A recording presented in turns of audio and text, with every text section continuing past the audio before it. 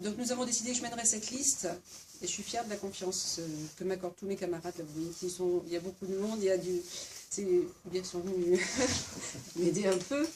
Donc on a fait un travail d'équipe, et on veut porter surtout un espoir collectif auprès des Montluçonnaises et des Montluçonnais.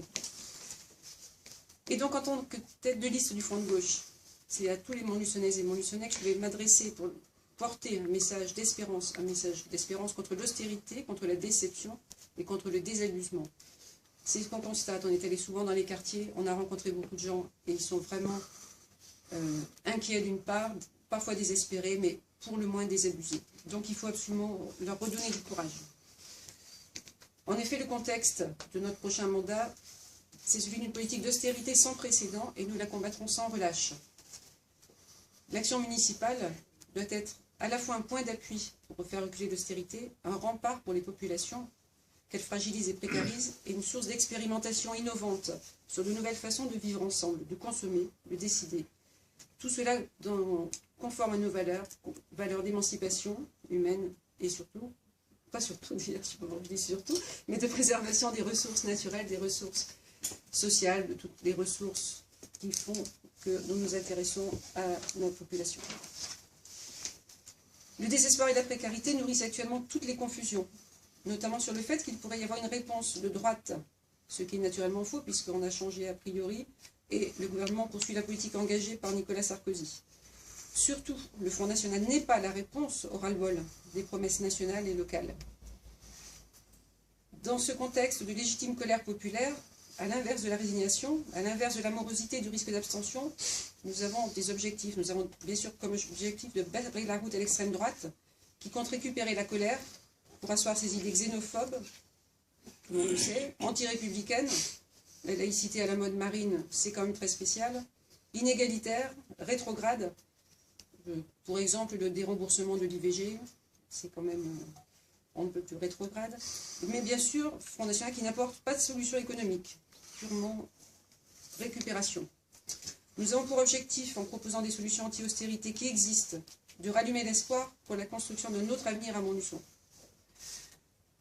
Face à une crise politique et sociale, il est vital d'imposer l'émergence d'une alternative crédible à gauche. C'est ce que vous avez sur les affiches. Alors que la politique d'austérité de la droite, sanctionnée en 2012, menée par Nicolas Sarkozy, a été soutenue sans sourciller par M. Bugleri, avec les conséquences désastreuses pour la population. Pierre en a déjà parlé, la perte de plus de 3000 habitants, les 1000 chômeurs en plus, c'est ce que je disais tout à l'heure. Donc on est aux alentours de 7000 demandeurs d'emploi pour Montluçon. Désastreux donc pour la population, désastreux pour la gestion de la ville.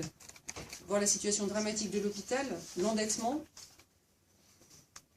même si quand on est en conseil municipal, on nous dit qu'il n'y a pas que l'endettement est parfaitement contrôlé, etc. Les chiffres sont là, l'endettement est forcément très élevé. On avait entendu parler d'un carnet d'adresses de Daniel Bugleri quand il était arrivé, de pôle de magnésium, des annonces bien démagogiques qu'on n'a pas revues depuis, qui sont bien loin. D'un autre côté, le gouvernement socialiste renie ses engagements sur les retraites, sur la renégociation du traité de Lisbonne et poursuit la politique d'austérité qui asphyxie les populations et les collectivités locales. Il faut dénoncer cette absence de courage politique. Il nous faut pointer du doigt celles et ceux qui, à Montluçon comme ailleurs, sont les relais de cette politique totalement en décalage des attentes du peuple de gauche. D'ailleurs, au regard des déclarations de ce jour dans la montagne, ce ne sont plus que pas seulement des relais, il ne s'agit pas de soutien tacite par une forme de fidélité au Parti socialiste, mais clairement d'un soutien assumé, d'une adhésion à la politique de François Hollande. Donc ça va beaucoup plus loin que ce qu'on aurait pu espérer. Et pour tout ça, je dis que je ne suis pas d'accord pour me satisfaire d'une politique d'austérité qui étouffe les collectivités locales, et Montluçon en particulier.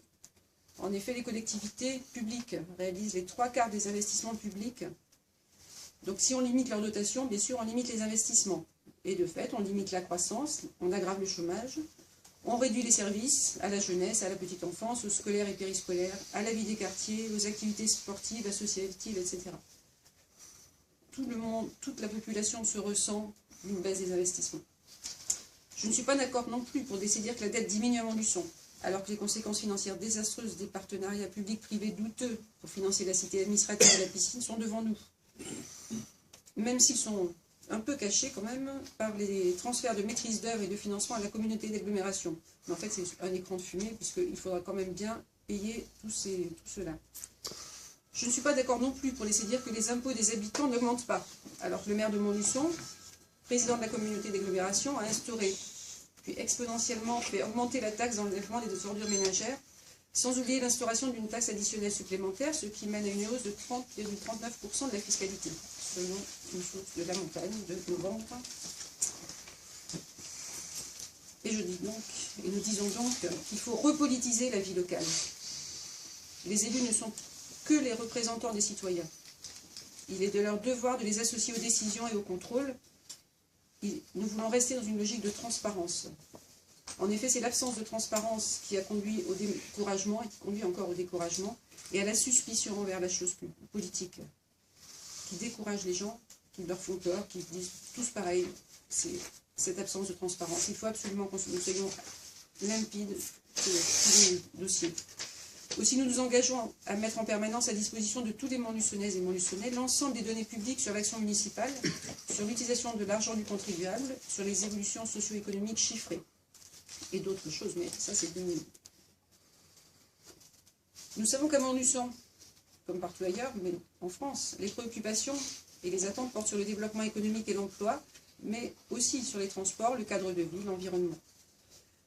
Aussi, pour mieux appréhender les attentes et les besoins, nous continuerons la démarche que nous avons initiée. Donc, Pierre en a parlé tout à l'heure. On l'a fait en allant dans les quartiers. On était les seuls à le faire, vous l'avez dit, mais je le redis. Et nous l'avons accentué depuis quelques semaines, puisque nous allons à la rencontre des habitants. Nous y sommes allés, là on n'y est pas allé depuis une dizaine de jours, mais sinon vous avez transmis d'ailleurs des informations. Pour aller au plus près des gens, pour aller au plus près, pour aller dans les quartiers, chez vous, chez chacun d'entre nous.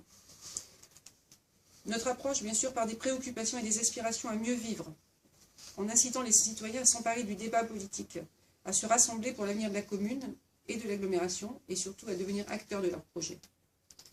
Et pour ça, bien sûr, il faut s'appuyer sur l'implication et l'engagement de chacun, sur la défense des services publics, de l'hôpital, des commerces, de la vie de leur quartier, etc.